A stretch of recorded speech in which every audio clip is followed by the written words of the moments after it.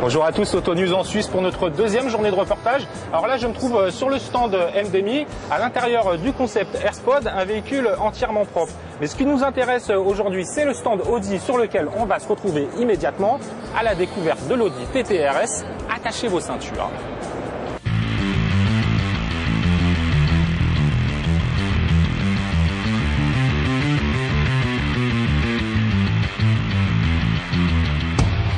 Au salon de Genève, aux côtés du splendide S5 cabriolet rouge, un TT d'un genre nouveau pour Audi, le TT RS. Le TTS était déjà sportif, le TT RS y ajoute une couche supplémentaire. Sa robe ne laisse d'ailleurs planer aucun doute, avec son généreux aileron et une silhouette toujours plus musculeuse, mais qui reste élégante. Le RS se déguste aussi sous le capot avec un bloc 5 cylindres, 2,5 litres turbo développant 340 chevaux.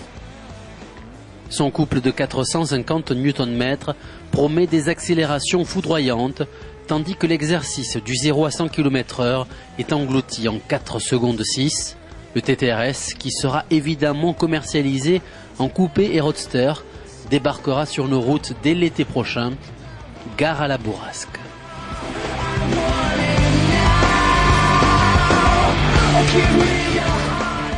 À Genève, Audi complète aussi son offre de SUV avec l'A4 Allroad Quattro. La marque allemande applique fidèlement sur la récente A4 avant la recette déjà éprouvée sur les 2 dernières générations d'A6.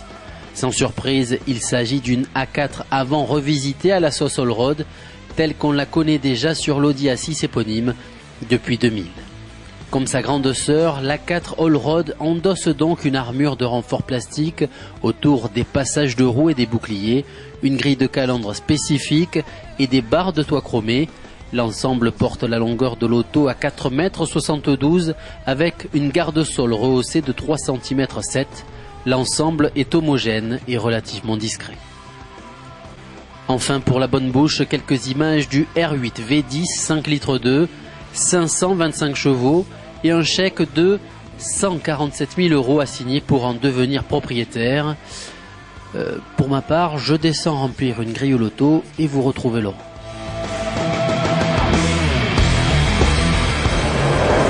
Voilà, après le stand Audi, on se trouve chez le cousin Volkswagen qui présente ici à Genève sa nouvelle Polo. Et puis on se rendra directement sur le stand EDAG qui présente ici en Suisse un concept révolutionnaire, le Lightcar Open Source ou l'automobile du futur.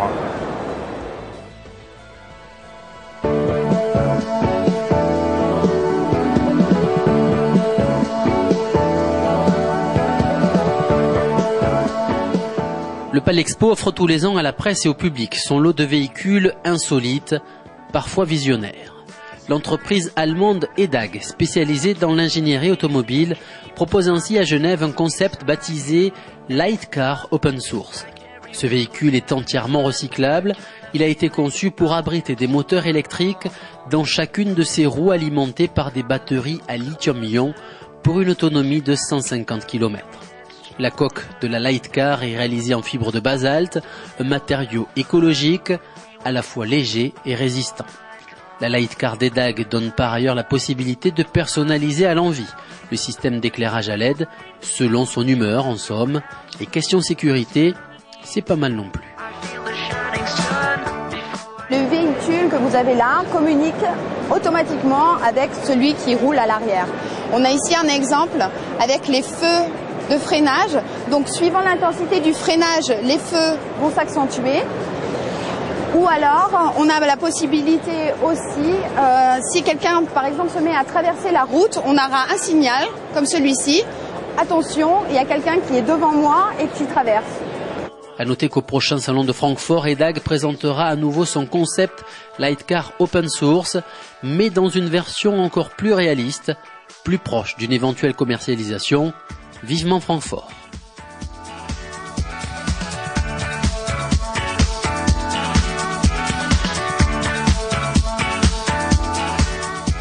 Voilà, on va à présent directement sur le stand Chevrolet qui dévoile ici à Genève la nouvelle Spark.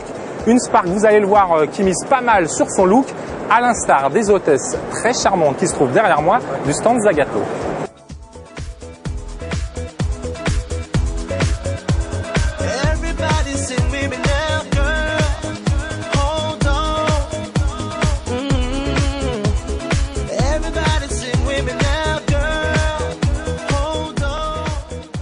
Chevrolet présente sur les bords du lac Léman la remplaçante de la Matisse. Annoncée par le concept Beat dévoilé il y a 2 ans à New York, la Spark met en avant des lignes modernes et dynamiques. Elle laisse ainsi au rencard la physionomie rondouillarde de la Matisse. Dotée de 5 portes avec des ouvrants arrière quasiment invisibles, la citadine de 3,64 m de Chevrolet aux allures de coupé devrait être commercialisée sur le vieux continent à la fin de l'année 2009 avec des motorisations économes et peu polluantes, mais seulement en essence. Dites, monsieur Chevrolet, pour l'Europe, vous n'auriez pas un diesel en magasin?